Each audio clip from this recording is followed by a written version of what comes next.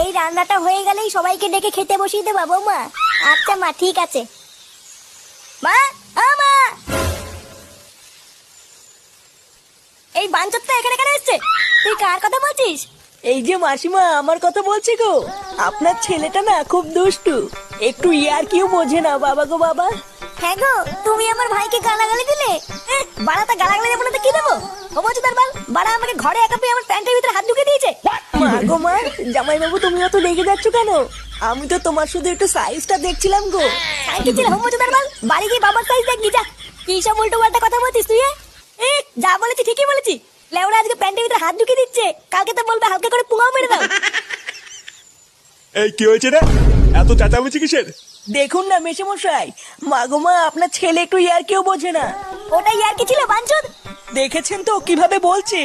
দেখো মা, আমি কিন্তু বলে দিচ্ছি, এই চুদির ভাই যদি বাড়িতে থাকে আমি কিন্তু বাড়ি থাকবো না, বলে দিলাম। চোরে বাচ্চা, তুই ঘর থেকে বেরিয়ে যা। আমরা কোনো কাজকর্মের বেলায় নেই, কোনো রোজগার পাতি নেই, আবার বড় বড় কথা। ও বাড়া, মায়ের থেকে মাসির দরদ বেশি, তাই তো? বাড়া এখন তো দেখছি আমার থেকে এই বাড়িতে হোমোচোদার দাম বেশি।